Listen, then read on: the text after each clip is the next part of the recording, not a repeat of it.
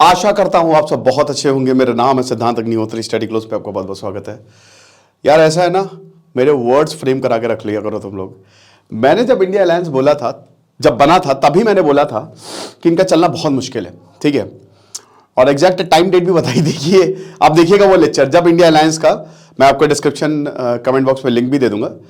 क्योंकि मुझे पता था यार ये नहीं होगा, है ना। और समय भी मैंने बोला था कि अगर ये लोग सेपरेटली जाएं, हाँ चुनाव जीतने के बाद अलायंस कर सकते हो आप, लेकिन अगर सेपरेटली जाएं तो ज्यादा बेटर होगा। और उसकी झलक आपको देखने को मिल गई है। तो भैया आपके सिद्धांत सर को भी काफी ज्यादा अच्छी समझ है राजनीति की। ओके, तो यहां पे हम बात करेंगे, आज इंडिया अलायंस टूटने के कगार पे है। ये देखिए, हो सकता है किसी तरीके से खींच तान के ले जाएं, लेकिन उसके बाद क्या होगा। 110% लड़ाई झगड़ा होना ही, और उसकी सुगबुगाहट क्या, खुले तौर पे चीजें सामने आ गई हैं। तो बात करेंगे, लेकिन उससे पहले हमारा जो शानदार यूपीएससी का कोर्स है, जिसमें हम 200 प्लस आवर्स लाइव दे रहे हैं आपको। प्रीलिम्स टेस्ट सीरीज 25 से 35, 2500 से 3500 क्वेश्चंस होंगे। करंट अफेयर्स ई साइड रिकॉर्डेड होगा, सब्जेक्ट वाइज एनालिसिस, आपको पूरा सपोर्ट हम देंगे, ठीक है। तो इस बार यूपीएससी प्रीलिम्स हमारे साथ निकालो, आ जाओ कोर्स में आ जाओ। 770 रुपए का सिर्फ कोर्स है। तो यार ऐसा हिसाब किताब है इसमें। इंडिया अलायंस जो कि अभी बना था, और जून में नीतीश कुमार ने ये आइडिया दिया था कि चलो अलायंस बनाते हैं।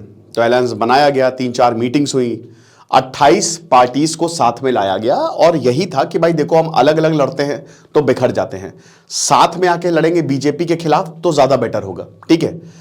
तो अब उसके बाद इंडिया वर्सेस भारत, बहुत विवाद काफी हुए। और ये जो पूरी रेलगाड़ी है ये बन गई 28 डिब्बों की रेलगाड़ी। इंजन कांग्रेस था, ठीक है।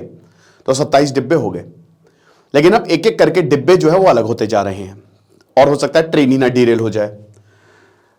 बात यहां पे क्या है, राहुल गांधी इस समय भारत न्याय जोड़ो यात्रा कर रहे हैं।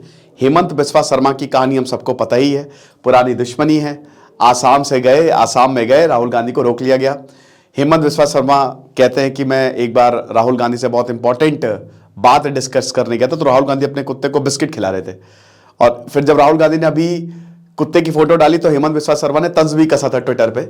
तो उन्होंने, वो कुत्ते को बिस्किट खिलाने में बिजी थे, मेरी बात पे ध्यान नहीं दिया। तो तब से वो फिर बीजेपी में उधर से अड़ा हो के बीजेपी में आ गए। राहुल गांधी कहते हैं कि हेमंत बिस्वा शर्मा सबसे भ्रष्ट नेता है, बीजेपी में आप जाएंगे तो आप धुल जाएंगे। इस तरीके के आरोप प्रत्यारोप जो है वो लगते रहते हैं। तो 28 पार्टीज हैं। तो अभी क्या हुआ है मैं आपको पहले बता देता हूं, हम एक एक करके बात करते हैं। यहां पे अगर नीतीश कुमार दिख रहे हैं, तो नीतीश कुमार जो है, नीतीश कुमार का ये आइडिया था।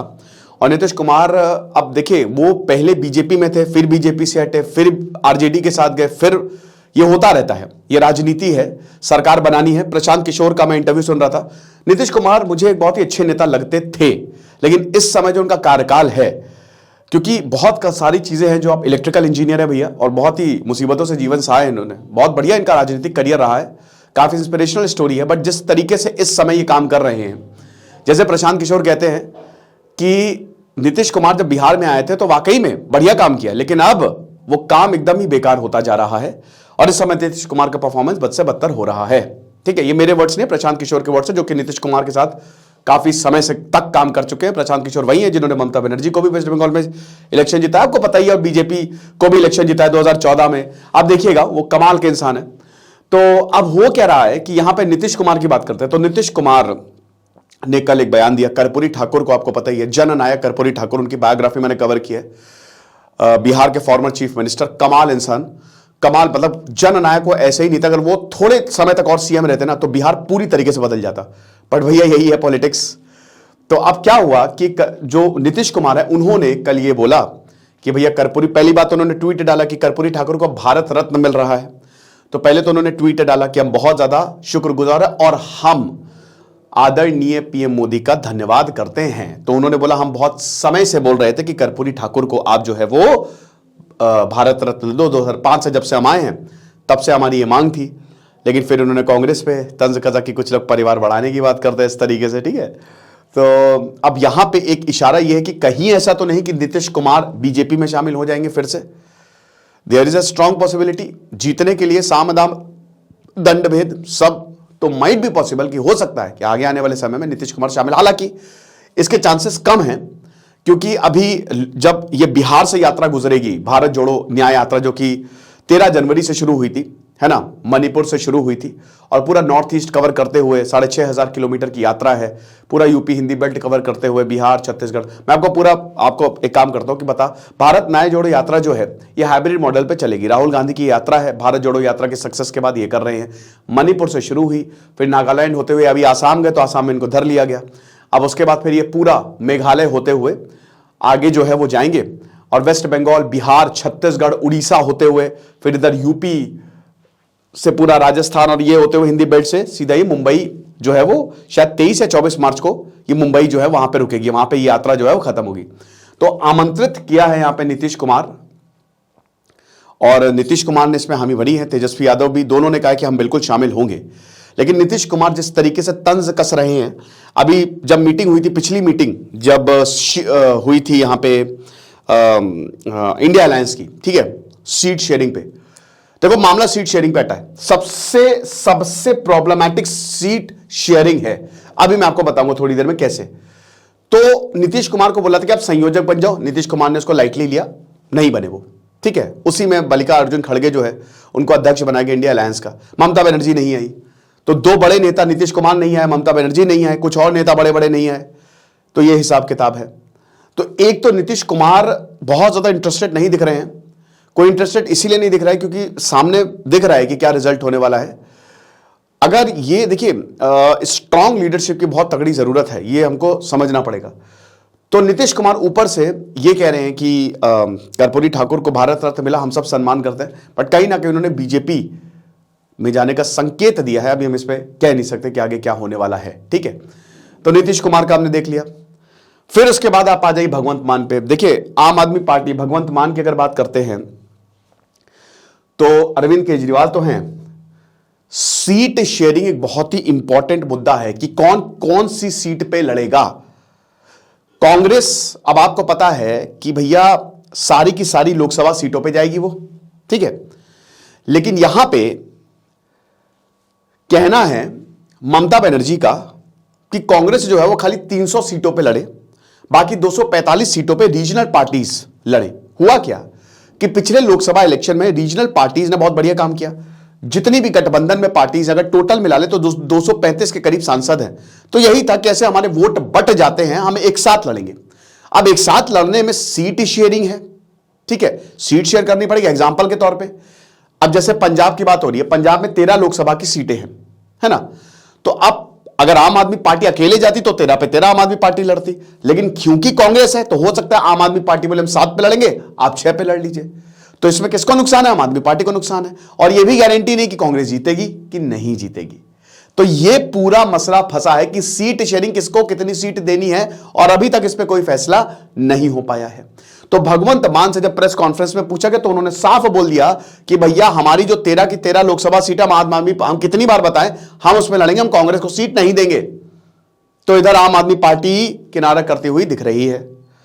और सबसे बड़ा यहां पे ममता बनर्जी, यही है ना, ममता बनर्जी का जो रोल है वो सबसे बड़ा रोल है इसमें वेस्ट बंगाल। क्योंकि अभी तक बीजेपी को किसी ने विधानसभा में तगड़े से हराया है तो वो है तृणमूल कांग्रेस, टीएमसी। अब इनके साथ क्या प्रॉब्लम है? इनके साथ सीट शेयरिंग 42 सीटें हैं लोकसभा में वेस्ट बंगाल की। यहां पे यही बोला जा रहा है कि आप बहुत ही 2-3 सीटों पे ही लड़िए, बाकी सीटों पे आप मत लड़िए। बाकी 300 सीटों पे आप कांग्रेस जाए, लोकसभा में 245 सीटों पे क्षेत्रीय पार्टी जाए। कांग्रेस ऐसा करेगी नहीं, वो तो सारी सीटों पे लड़ेगी, ठीक है। तीसरा पॉइंट जो आपस में टसल चल रही है, लगातार छीटाकशी हो रही है। राहुल गांधी कह रहे हैं कि हमारे बहुत अच्छे रिश्ते हैं। अधीर रंजन चौधरी लगातार, कांग्रेस के अधीर रंजन चौधरी वेस्ट बंगाल के अध्यक्ष, लगातार ममता बनर्जी को टारगेट कर रहे हैं। कुछ भी बोल रहे हैं, लगातार बोले जा रहे हैं उनके खिलाफ, जिसकी वजह से और ज्यादा दूरियां बढ़ती हुई दिखाई दे रही है। आप समझ रहे हैं? और ममता बनर्जी ने यह साफ संकेत दिया है कि भैया हम अकेले ही जाएंगे, अगर ऐसा चला तो हम छोड़ देंगे। ऐसे नहीं हो सकता कि एक तरफ पार्टी में आपको सपोर्ट और दूसरी तरफ लगातार कांग्रेस में बोला। अधीर रंजन चौधरी जो कि बंगाल में इस समय, वो लगातार बोल रहे हैं। अभी एक रैली में बोला था कि सलीम तुम आ जाओ, बोला कि अरे ममता बनर्जी, अरे उनको छोड़ो तुम आ जाओ। तो ऐसी तो बातें हो रही है लगातार। अब देखिए एक और पॉइंट है, ममता बनर्जी का एक बहुत ही वैलिड पॉइंट है। ये जो सीपीएम है ठीक है। ममता बनर्जी, आपको पता है वेस्ट बंगाल में ज्योति बसु सीएम थे सीपीएम के, और बहुत समय तक रहे वो। ममता बनर्जी का कहना है कि हमने 34 साल लड़ाई की है सीपीएम से, कम्युनिस्ट पार्टी मार्क्सिस्ट से, ठीक है, और फिर हम सत्ता में आए हैं। कांग्रेस जब भी मीटिंग होती है तो मीटिंग को कंट्रोल करता है सीपीएम, हमारी कोई बात ही नहीं सुनी जाती। कांग्रेस केरल में भी सीपीएम है, केरल में तो कांग्रेस सीपीएम के खिलाफ जा रही है, लेकिन वेस्ट बंगाल में सीपीएम से हाथ में हाथ मिला के चल रही है।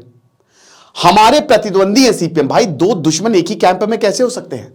ये तो टूटना ही था, बट ऑब्वियस है ममता बनर्जी कैसे साथ में लड़ सकती है सीपीएम के साथ? तृणमूल कांग्रेस और सीपीएम कैसे साथ में आ सकते हैं? सीपीएम को हटा के ही तो टीएमसी आई है वेस्ट बंगाल में। तो एक बहुत बड़ा मुद्दा यह है कि जिस पार्टी के को उसके खिलाफ जब हमने लड़ा, और ये मैंने उस समय भी सोचा था कि जब मैंने पार्टीज को देखा, मैंने कहा भाई ये हो क्या रहा है। उद्धव ठाकरे जो है वो ऑलरेडी कुछ ज्यादा बोल नहीं रहे, ठीक है। उनको पार्टी में जब मीटिंग होती बुलाया जाता है, अभी तो वो नदारदी दिखते हैं, क्योंकि अभी नीतीश कुमार, ममता बनर्जी, उद्धव ठाकरे नहीं आए थे, सबने काम की व्यस्तता का। अब देखिए इतनी बड़ी मीटिंग हो रही है तो इसका मतलब सीरियसली नहीं लेना कहीं ना कहीं, ठीक है ना। तो अगर शिवसेना नहीं है, अच्छा समाजवादी पार्टी, अखिलेश यादव, उनका भी जहां तक है वो अकेले ही जाने वाले हैं, क्योंकि कांग्रेस अगेन जो बयान आते हैं अखिलेश यादव को लेकर बहुत कंस्ट्रक्टिव तो नहीं है, ठीक है ना। तो ये पूरा का पूरा हिसाब किताब है। बाकी अगर समाजवादी पार्टी, शिवसेना, आम आदमी पार्टी, टीएमसी, ये मेन है, मेन।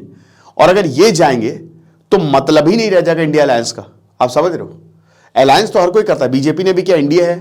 अब बीजेपी जैसी पार्टी को अगर आपको हराना है, जो कि बहुत ही गजब पॉलिटिकल मशीन है, तो आपको तगड़ी लीडरशिप दिखानी पड़ेगी, प्रॉपर लीडरशिप दिखानी पड़ेगी। कांग्रेस को यह चाहिए कि सबको साथ में ले, और इतनी जबरदस्त, जैसे भारत जोड़ो न्याय यात्रा एक अच्छा आइडिया है, एक बहुत बढ़िया आइडिया है, अगर लेकिन उसमें सबको साथ में लाना पड़ेगा। आप ये समझिए कि आपको सब कुछ भूल के साथ में आना पड़ेगा। ऐसे करेंगे तो बिखर ही जाएगा, और बिखरेगा ही। भाई देखो, गठबंधन इजराइल में चल जाएगा क्योंकि वहां पे वो कल्चर है, यहां गठबंधन का कल्चर नहीं है भैया। गठबंधन या तो लाइक माइंडेड लोगों तब अलग बात है, ठीक है, लेकिन अगर डिफरेंसेस हैं तो बहुत मुश्किल होता है गठबंधन चलना, है ना। और ये कोई अच्छी बात भी नहीं, पॉलिसीज अटक जाती हैं। कई बार ऐसा हुआ है कि कोई पार्टी चाह रही है कि हाँ ये इंप्लीमेंट तो नहीं हो पाता किसी पार्टी की वजह से, क्योंकि उसके खिलाफ होते हैं। तो बेस्ट ये होता है कि आप पूरे तरीके से, भले ही आपको जीत ना मिले, भले ही हो सकता है इस लोकसभा में आप हार भी जाओ, हो सकता है, माइट बी पॉसिबल, लेकिन फिर भी आप इससे समझौता मत करो। इससे पब्लिक का भी, जैसे अब आम आदमी पार्टी का एग्जांपल लूं, जब आम आदमी पार्टी आई थी ना, तो मुझे पर्सनली सबसे ज्यादा खुशी हुई थी मुझे याद है, क्योंकि 2011 का जो इंडिया अगेंस्ट करप्शन का मूवमेंट था, अन्ना हजारे ने जो लड़ा था, मजा आ गई थी। तू भी अन्ना, मैं भी अन्ना, अब तो सारा देश है अन्ना। मैं 12th क्लास में था उस समय, 2010 की बात है। तो आप ये समझिए कि वो एक ऐसी पार्टी थी जिसमें हमको लग रहा था किरण बेदी है, वाह, कुमार विश्वास, अरविंद केजरीवाल, अन्ना हजारे, ऐसे लोग हैं। मतलब हमको लगा था कि अब चेंज आएगा। और मैं तो ये बोलता हूं कि जो कमाल का काम करते हैं देश के लिए, उनको तो पॉलिटिक्स में आना ही चाहिए, वो बिल्कुल राजनीति करें। आप समझ रहे हो? आप देखोगे ना, विधानसभा, लोकसभा में मैक्सिमम करोड़पति हैं, 100 करोड़ की संपत्ति लिए घूम रहे। तो ये लोग मैं बुराई नहीं कर रहा हूं, लेकिन आप ये समझिए कि अगर कोई इंडस्ट्रियलिस्ट आएगा तो वो इंडस्ट्रीज के बारे में ही सोचेगा पॉलिटिक्स में। तो आप ये समझिए कि जो लोगों के लिए काम कर रहा है, कैलाश सत्यार्थी जैसे लोगों को, बेजवाड़ा विल्सन जैसे लोगों को आना चाहिए पॉलिटिक्स में, ताकि वो चेंज ला सके। पॉलिटिक्स ही चेंज लाती है, लेकिन यहां प्रॉब्लम क्या है, कोई आना नहीं चाहता है, ठीक है। तो अगर आप देखो तो आम आदमी पार्टी, लेकिन फिर क्या हुआ, आम आदमी पार्टी ये वादा करके आई थी कि हम किसी के साथ नहीं जाएंगे, पार्टी टूटती गई, लोग अलग होते गए, और अब वो उन्हीं के साथ हाथ मिला रही है जिनके खिलाफ वो आए थे। तो ऐसे लोगों का भरोसा कम होता है ना। अगर आप अपने आइडियल से समझौता नहीं करते तो हो सकता है शॉर्ट टर्म में आपको प्रॉब्लम देखने को मिले, लेकिन ये लॉन्ग टर्म गेम होता है। आगे जाके भाई बीजेपी ने 2 सीटें जीती थी 1984 इलेक्शन में, फिर 85 जीती, और आज सत्ता बना के बैठी है, और जहां तक 2024 में भी बीजेपी। तो आप ये समझिए कि अगर लॉन्ग टर्म गेम खेले में ना, तभी फायदा होता है। बाकी हम तो खाली बता ही सकते हैं, जो होगा देखा जाएगा। तो ये कुछ प्रॉब्लम्स हैं, इंटरनल प्रॉब्लम्स हैं इंडिया अलायंस में।